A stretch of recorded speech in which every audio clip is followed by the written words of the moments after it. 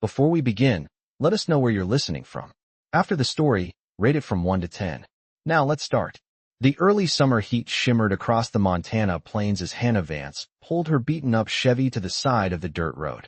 The engine had been making that terrible grinding noise again, and this time, white smoke billowed from beneath the hood. She rested her forehead against the steering wheel, fighting back tears of frustration. At 26, Hannah was running out of options.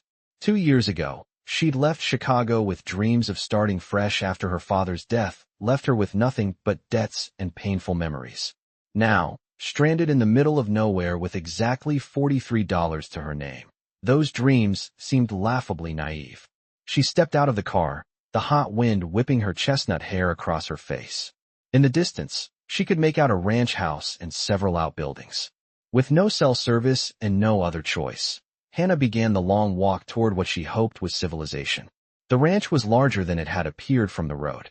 A hand-carved wooden sign read, "Eastman Ranch," in faded letters. As Hannah approached, she noticed a man. No, not just a man, a veritable giant, repairing a section of fence. His broad shoulders strained against a work-worn shirt, and even from a distance, she could see his forearms were thick with muscle, tanned dark from working under the Montana sun. "Excuse me," Hannah called out, her voice carried away by the wind. The man straightened, towering well over 6 feet tall. He turned, pushing his cowboy hat back with one finger, revealing a ruggedly handsome face with piercing blue eyes that matched the endless Montana sky. "Car trouble?" he asked, his voice a deep rumble that seemed to vibrate through the ground between them. Hannah nodded, pushing her windblown hair from her face. "About a mile back. I was hoping I could use a phone. Got a landline in the house." He gestured toward the main building with a nod. "I'm Cole Eastman. This is my ranch." "Hannah Vance," she replied, extending her hand. His engulfed hers completely, calloused but surprisingly gentle. Cole studied her for a moment, his expression unreadable. "Where you headed?" "Nowhere specific," Hannah answered honestly. "Just forward, I guess." Something in his eyes softened slightly. "Well, Miss Vance, let's see about your car first. I've got a tow attachment for the truck." Hannah watched as Cole loaded a toolbox into his dusty Ford pickup. There was an efficiency to his movements, a quiet confidence that spoke of a man comfortable in his own skin. It was distracting. At her car, Cole barely needed 5 minutes under the hood before delivering the verdict. "Head gaskets blown. This thing's not going anywhere without major work." Hannah's shoulders slumped. "How much would that cost?" "More than this car's worth, I'd reckon." The words hit her like a physical blow. That car contained everything she owned in the world. Cole must have read the desperation on her face. "Look, I can tow it back to the ranch for now. Got a spare room you can use tonight. Tomorrow we can figure out your next steps." "I can't impose." "It's no imposition. Just Montana hospitality." Hannah wanted to refuse. She'd spent the last 2 years avoiding dependence on anyone. But with night approaching and no other options, she reluctantly agreed. The Eastman Ranch house was surprisingly spacious inside, with high ceilings and simple, sturdy furniture. It smelled of wood polish and something baking. "Mrs. Finley comes in 3 times a week," Cole explained as he showed her to a guest room. "Does the cooking and cleaning. Lucky day for you. She made apple pie." The room was plainly furnished but clean, with a patchwork quilt on the bed and curtains that looked handmade. "Bathrooms down the hall. Dinner in an hour if you're hungry." Hannah nodded, suddenly overwhelmed by his kindness. "Thank you. I'll find a way to repay you." Cole waved away her words. "Get settled. We'll talk later." When he closed the door behind him, Hannah sat heavily on the bed, allowing herself a moment of vulnerability now that she was alone. Everything was falling apart. Again. Over dinner, a hearty beef stew that was the best thing Hannah had eaten in months. Cole surprised her with his conversational skills. For a man who initially seemed so taciturn, he asked thoughtful questions about her journey, careful to avoid prying. "So what brought you out to Montana?" he asked, breaking off a piece of crusty bread. Hannah considered a polite evasion, but found herself wanting to be honest with this straightforward man. "Starting over. My father died, left a mountain of gambling debts. I lost our family home in Chicago, had to sell everything to cover what he owed. Thought I'd head west, find work somewhere quiet." Cole nodded, no pity in his expression, just understanding. "And have you?" "Found work. Here and there. Waitressing mostly." Nothing that sticks. What would you want to do if you could choose? The question caught her off guard. No one had asked her that in years. I studied agricultural science in college, she admitted. I wanted to work in sustainable farming practices.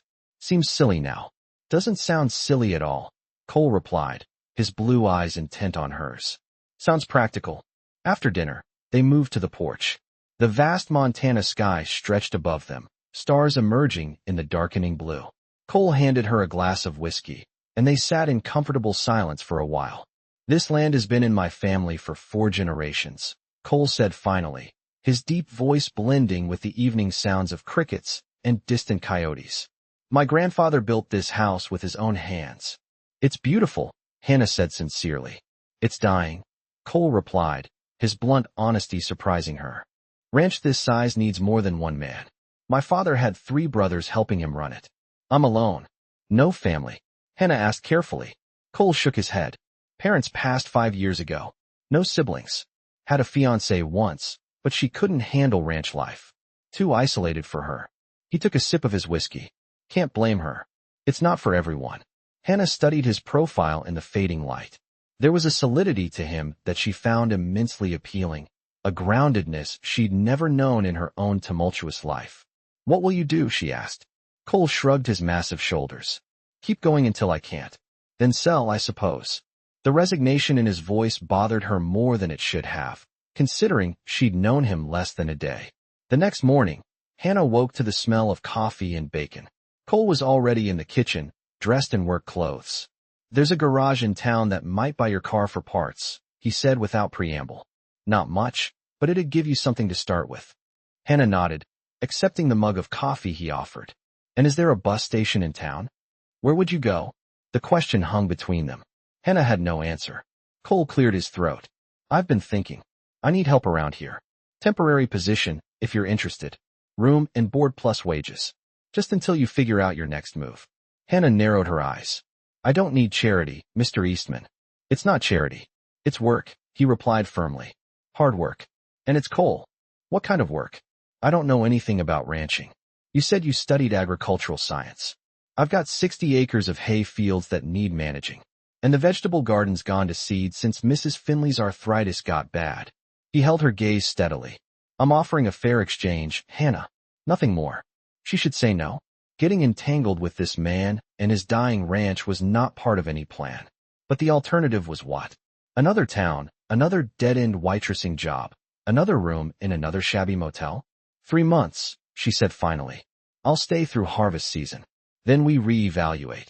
Cole nodded once, satisfaction briefly crossing his features. Deal. The work was even harder than Cole had promised. Hannah's hands blistered and then calloused. Her fair skin burned and then tanned. Her city-soft muscles ached and then strengthened. But there was something deeply satisfying about collapsing into bed each night, exhausted from honest work. Cole was a patient teacher, explaining the rhythms of ranch life without condescension. He seemed genuinely impressed with her knowledge of crop rotation and soil management, implementing several of her suggestions for the hay fields. You're not what I expected, he told her one evening as they sat on the porch, a month into her stay. What did you expect? Honestly, that you'd last a week before heading back to civilization. Hannah laughed. I'm tougher than I look. Yes, he agreed, his eyes lingering on her face. You are. Something warm unfurled in her chest under his gaze. Something she quickly tamped down. Getting emotionally involved with her employer would be a catastrophic mistake. As June turned to July, Hannah revitalized the vegetable garden, finding unexpected joy in coaxing life from the soil. She started joining Cole for the morning cattle checks, learning to ride the gentle mare he'd assigned her. The vastness of the ranch still took her breath away, rolling hills of grass stretching to distant mountains, the big sky above changing hourly with dramatic clouds and piercing blue clarity. Do you ever get tired of this view? She asked Cole one morning as they paused on a ridgeline. He looked out over his land, then back at her, something unreadable in his expression. Never. In the evenings, they fell into a comfortable routine of shared meals and conversation. Hannah learned about Cole's childhood on the ranch, his college years studying business before returning home when his father fell ill. In turn, she found herself sharing more of her own past, her mother's early death, her father's gambling addiction, her own struggles to keep them afloat. "You've been carrying a heavy load for a long time," Cole observed one night. Hannah shrugged. "We all have our burdens." "Yes, but some people let them become excuses. You never did." His insight surprised her. Few people had ever really seen her. The attraction between them built slowly, like a gathering storm. Hannah caught Cole watching her when he thought she wasn't looking. She found herself noticing the way his shirt clung to his broad shoulders when dampened with sweat, the gentle way his large hands handled newborn calves, the rare but transformative nature of his smile. When their fingers brushed passing tools or dishes, electricity seemed to spark between them. But Cole maintained a respectful distance, never crossing the line between employer and employee, despite the growing tension. One sweltering August afternoon, a violent summer storm rolled in while they were fixing a distant section of fence. They barely made it to an old line shack before the skies opened. "We'll have to wait it out," Cole shouted over the thunder, securing the door against the wind. The shack was little more than a one-room shelter with basic supplies for emergencies. Hannah stood dripping in the center of the room, suddenly very aware of how small the space was, how alone they were. Cole busied himself lighting the small stove, his back to her. "There are some blankets in that trunk. You should get out of those wet clothes before you catch cold." Hannah raised an eyebrow. "And where exactly would I change?" Cole turned, seeming to realize the predicament.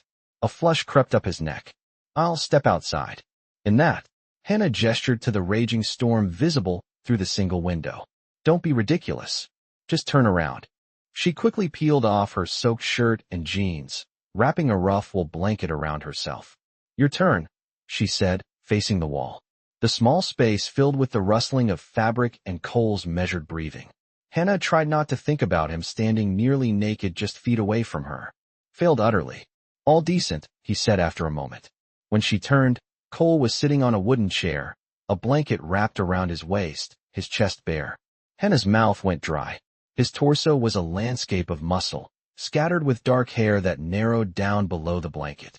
A jagged scar ran along his left side. "Barbed wire," he explained, catching her stare. 17 years old, showing off for a girl. "Got thrown from my horse into a fence." Hannah moved closer, drawn to him despite her better judgment. "Did you impress her at least?" The corner of his mouth lifted. She fainted at the sight of blood. Decided right then that ranchers' wives needed stronger stomachs. "Is that what you want?" Hannah asked, her voice barely audible over the rain drumming on the roof. "A rancher's wife?" Cole's eyes darkened.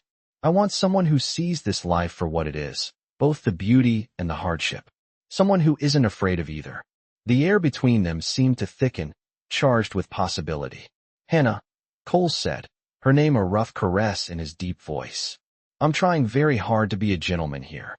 She took another step closer, until she stood between his knees. "What if I don't want you to be a gentleman?" For a moment, neither moved. Then Cole's hand came up to cup her cheek, his thumb tracing her lower lip. "Are you sure? Because once I kiss you, everything changes." In answer, Hannah leaned down and pressed her lips to his. Cole remained still for one heartbeat, then two, before his control shattered. His arms wrapped around her waist, pulling her onto his lap as the kiss deepened. Hannah gasped as her blanket loosened, bare skin meeting bare skin. "Wait," Cole said, pulling back slightly, his breathing ragged. "I need you to be sure. This isn't just." "I don't want just." Hannah framed his face with her hands. "I know. Neither do I." That was all the reassurance he needed. Cole stood, lifting her effortlessly, and carried her to the narrow cot in the corner. Outside, the storm raged on, but neither noticed as they lost themselves in each other. Hours later, wrapped in blankets and each other, they watched rain streak down the single window. "What happens now?" Hannah asked, her head on Cole's chest, listening to the steady beat of his heart. His arms tightened around her. "That depends on you. Your 3 months are almost up." Hannah closed her eyes. She had been avoiding thinking about her promised departure. The truth was, somewhere between fixing fences and midnight conversations, she had fallen in love, with the ranch, with Montana, and most dangerously, with Cole Eastman. "I can't be a charity case," she whispered. "I need to stand on my own." Cole shifted, tilting her chin up to meet his gaze. "Is that what you think this is?"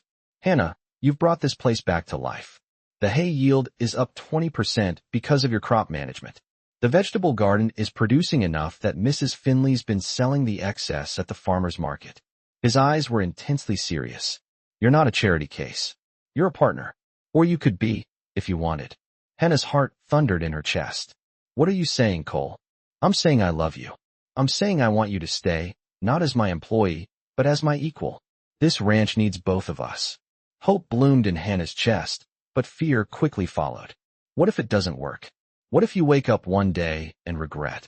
Cole silenced her with a gentle kiss. The only thing I'll ever regret is if you walk away without giving us a real chance. Outside, the storm had passed, leaving a washed-clean world behind. Hannah looked at the man holding her, this steady, honorable giant who had unexpectedly captured her heart.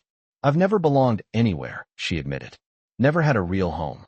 You belong here, Cole said simply. With me. 2 years later, Hannah stood on the porch of the Eastman ranch house, watching Cole approach from the fields, their 6-month-old son Ethan cradled in her arms. The morning sun gilded Cole's hair and broad shoulders as he crossed the yard, his face breaking into that rare, magnificent smile when he spotted them. Hannah still marveled sometimes at how completely her life had transformed. The dying ranch was thriving now, with expanded hay production and a growing herd of grass-fed cattle. Her agricultural knowledge, combined with Cole's generations of practical experience, had proved a powerful combination. How are my two favorite people? Cole asked, climbing the steps to kiss them both. Missing you, Hannah replied, leaning into his solid warmth. How does the south pasture look? Good. Your new rotation plan is working. Grass is coming in thick. Cole took their son from her arms, his massive hands incredibly gentle with the tiny boy. And how's the future rancher today? Hungry. Just like his father, Hannah teased. Cole grinned, bouncing the baby gently. It's all this good Montana air. Builds an appetite. Hannah looked out over the land that had become her home, at the man who had become her heart, at the child who represented their future. From a broken-down car on a dusty road to this, life was certainly unpredictable. What are you thinking about? Cole asked, noticing her contemplative expression. Just that I'm exactly where I'm supposed to be, Hannah replied, slipping her arm around his waist. Home. Cole pulled her closer, pressing a kiss to her temple.